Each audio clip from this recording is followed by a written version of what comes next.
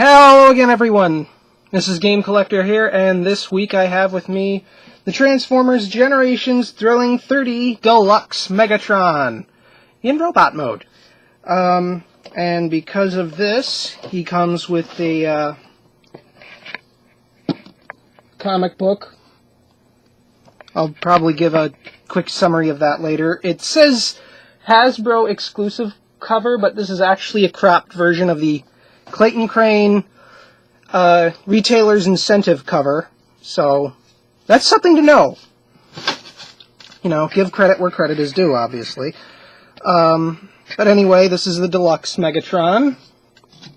He has ball-jointed shoulder,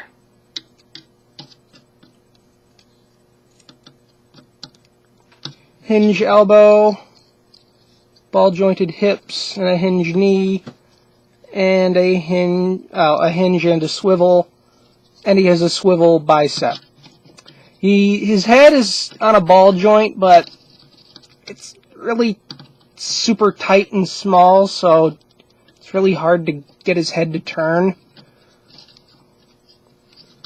Also looks like he's kind of standing funny. Might just be from the angle I'm sitting at.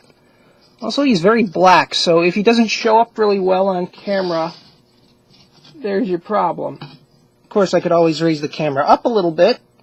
I could do it. I could very much do it.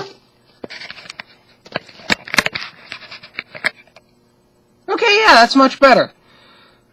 So, anyway, as for accessories, he comes with this thing which can collapse in on itself or extend out. It says on the box, wings become fusion cannon, and the reason it's called a fusion cannon is for copyright reasons, obviously, so Hasbro doesn't lose that term to anyone else. But if you look at it, and if you do read the comic inside, it's obviously a railgun. Come on, they're not fooling anyone. There. Oh. So, as for the comic, it's pretty much about how Megatron comes back after just getting his brand new body and why he needs Starscream around. Yeah, that's it. Granted, that's just a quick summary, and I really can't go into anything else. But if you really want to know what the heck the whole comic is about, you better pick up this figure and the book to go with it. Because the book is $5 and the toy is like 10, 12, or 15, and you're getting a $5 comic book for free! You're actually getting a $10 figure and a $5 book. That's a pretty damn good deal. So, that aside, let's get on to his transformation and collapsing his arm gun back down. And splitting it up into two separate little pieces. So, the instructions actually make him more complicated than he is. So, just start with the hands. And then you rotate them back and kind of turn them inward, the arms, I mean, and let's see, pull, come on, oh right, this part, I hate this part, yeah, these little pieces right here, peg in up here, and come on, you can do it, there you go, and that goes up there. You don't do anything with the head, but turn the legs inward, fold them like so, and turn them up and over like this. The instructions make this way more complicated than it actually is. I'm not joking about that either.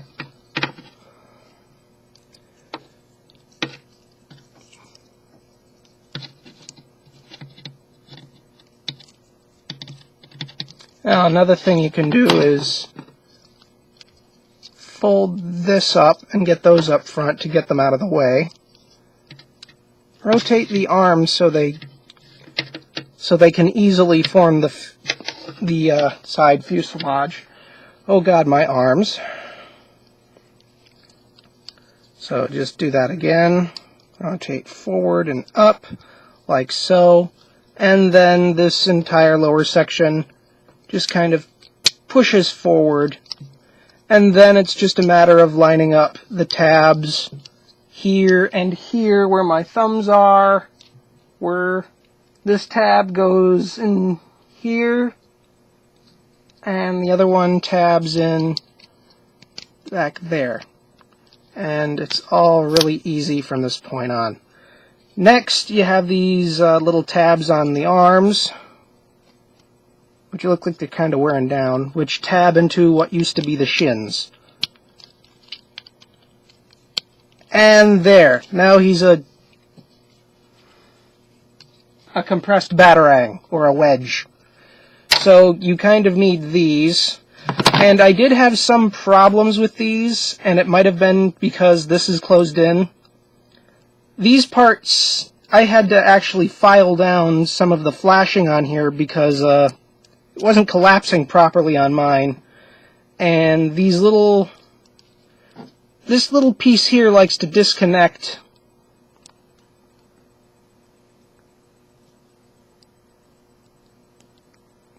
This little piece where my thumb is likes to come out of this little slider sometimes, so you might want to be careful about that. It's an easy fix and you don't need any glue or anything, it just snaps right back into place, but just be warned and aware of that. And then you just push little holes right here on both of them, sliding the little tabs up here, and his arms like to get back in there. And he does not like to stay together. After a few transformations, he likes to kind of get wibbly. And that's it. And the last part is pull out landing gear. And there. Now he's a flying wing stealth bomber thingy. And I am actually looking very forward to the Dreadwing recolor and head resculpt for him because I have the original Generation 2 toy. But that's going to be a review for another time. So here he is in jet mode and he doesn't really do anything at all. I mean, I suppose you could peg stuff in the holes in the back and make him look really super intimidating, but I really can't find any appropriate weapons. Oh, wait, here's an appropriate weapon, or... yeah, there you go.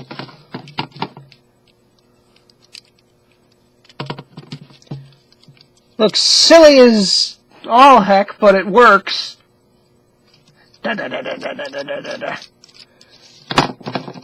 And yeah. And now we're gonna take him apart.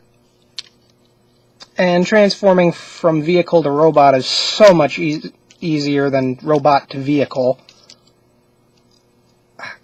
Oh, it's already down.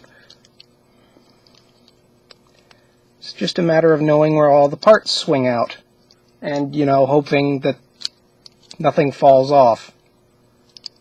It also feels smoother when you're going from vehicle to robot because you don't have to press everything in place. Well, you still got to press a couple of parts in place, but you get the idea, considering you just sat through it. Ah, right. Landing gear down, or up. The head doesn't like to come out all the time. Ah, there we go. And that pegs into there. These slide in, around, hand out, around.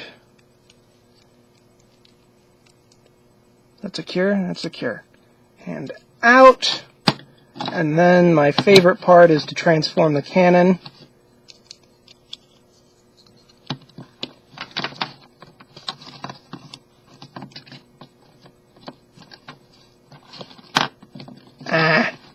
The heels don't always like to stay down. There you go.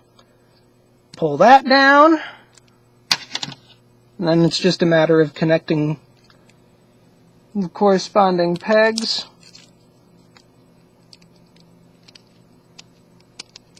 Press them together. And boom! Now he has his railgun fusion cannon thing. And there he is. Transformers Generations Thrilling 30 Megatron. Move him off to the side.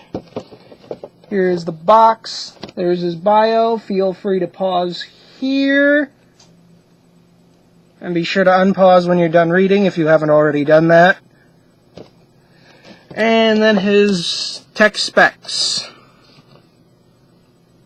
Strength 10, Intelligence 9, Speed 7, Endurance 10, Rank 10, Courage 10, Fire Blast, Firepower 9, Skill 9. Yeah, those are stats I'd expect to see from Megatron. And here's another look at the comic book.